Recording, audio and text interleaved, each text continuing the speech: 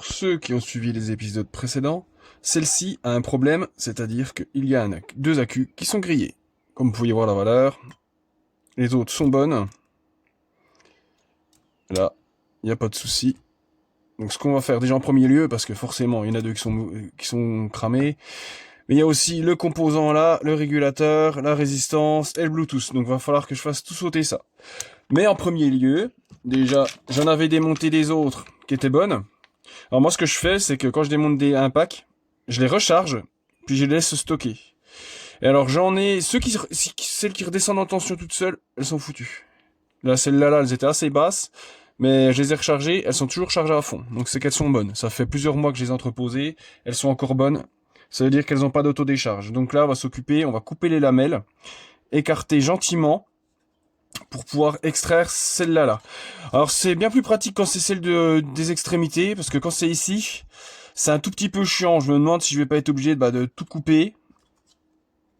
Ouais, au moins de ce côté-là, parce que ici, vu que c'est séparé, c'est pas grave. Ici, ça va se passer bien.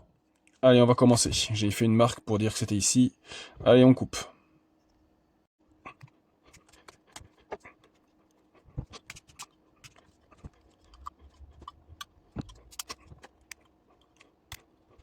J'ai obligé de couper aussi ici. C'est pour éviter de trop abîmer cette partie-là. Donc celle-là, je vais les laisser, bien sûr. Hein. Hop, au revoir. Donc, là, on les enlève. Je vais devoir gratter cette partie-là pour pouvoir enlever les parties, les petits bougets laissés. Maintenant, on va les tirer délicatement à la pince, sans trop prendre appui sur cette partie-là. Vu que la partie extérieure, c'est le pôle négatif. Combien de fois je me suis un peu trop appuyé et ça m'a fait des étincelles. Donc faire super attention. Donc là, après, je regratterai un petit coup parce que ça en a laissé un petit peu.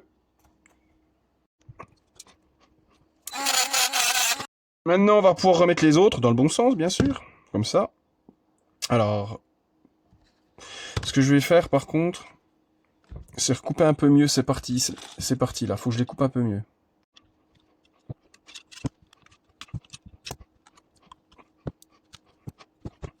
Par contre, il y a un truc qui est chiant, c'est que quand elles sont pas calées, en fait. Donc, si je la mets comme ça, elle va être trop basse. Donc, ce que je vais faire, c'est que je vais en faire une. Je vais mettre une petite cale comme ça en dessous. Pour qu'elle reste à la bonne hauteur. Pour pouvoir mettre ma petite lamelle. Je branche mon poste à souder par point. Voilà. Par contre là, je vais prendre de la lamelle plus épaisse. Je ne prends pas de risque, on sait jamais. Donc là, je vais me reprendre dessus. Je vais prendre un peu plus long volontairement. Voilà. Je vais couper les coins de manière à ce que ça soit propre. Je vais pas les faire trop long non plus. Alors, je vais y donner un peu d'angle aussi, pareil. Donc là, on plie un petit comme ça.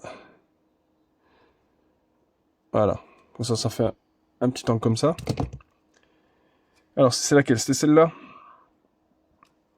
Donc là, je vais la positionner là. Donc là, je vais en recouper un bout parce que c'est un peu trop long, ça va faire dégueulasse.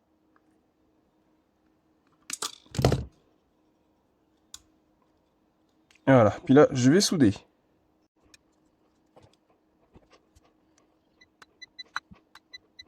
Alors maintenant que j'ai fait la première, alors est-ce que je vais pouvoir caler quelque chose derrière pour l'autre? Ah, ça va être compliqué. Alors. Oh, ah, il y a un début du bout de ferraille, ça m'a fait un courju. On va faire attention à ce que je fais, moi. Non? Oui.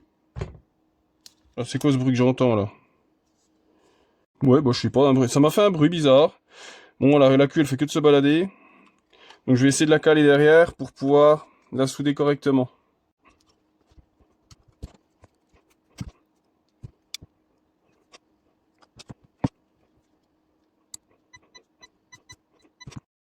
Maintenant que nous avons fait un côté, on va s'occuper de l'autre. Voilà. Donc là, c'est pareil. On va raccorder les deux, là.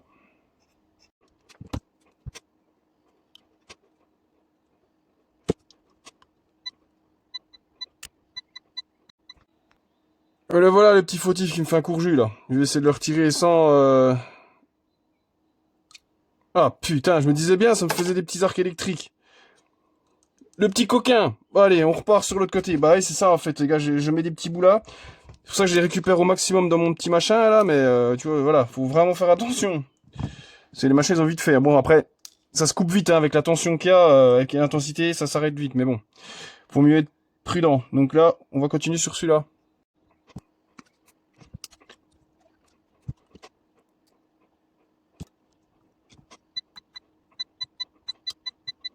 Bon, voilà, maintenant, tout est soudé. Bon, ben, de toute façon, il y a encore les composants à changer. Hein. Mais normalement, j'aurai une tension correcte en sortie de borne. Voilà, 20,2. On est bueno. Maintenant, on va s'occuper de défaire le module Bluetooth. Oh, 28. Ah putain, ça va pas, j'en ai presque plus. C'est la dèche. Il a tout coulé. Donc là, c'est parti.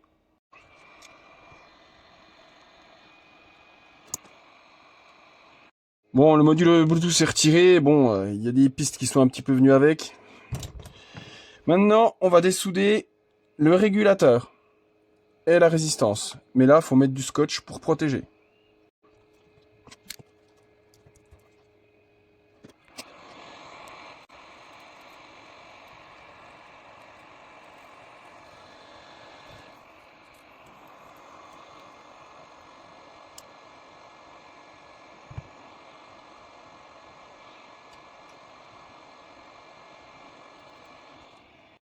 Comme vous pouvez constater, c'est un travail très périlleux. C'est vraiment... fou. Alors ce que je fais pour la petite résistance, je vais y intégrer du flux avec de la soudure liquide, de l'étain liquide. Mais alors très très peu.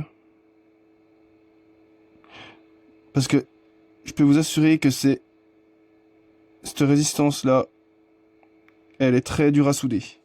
Ici, il reste assez d'étain pour mettre le régulateur, donc je vais le mettre en place.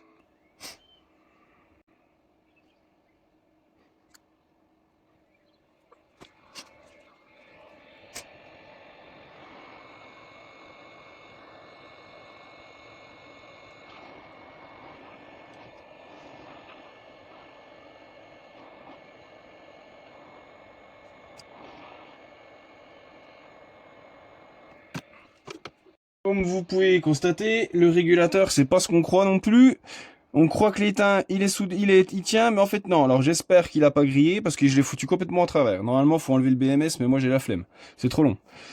Alors normalement, quand il n'y a pas la résistance, le régulateur n'est pas alimenté. De toute façon, je vais essayer. J'en ai encore un ou deux. Donc maintenant, on va sortir la toute petite résistance et c'est celle-là qui est la plus chiante à mettre. Alors ça, c'est vraiment la chérie.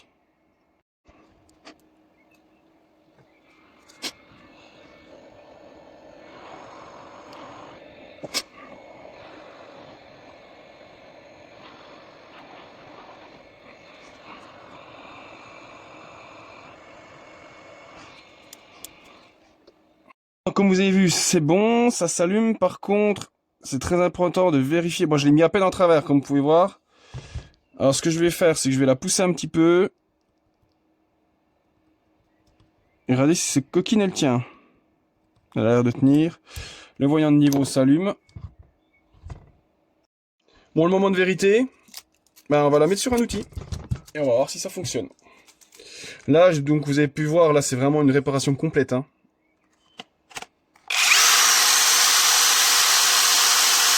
Ça fonctionne. Par contre, vu la tension de la batterie, elle ne prendra pas la charge.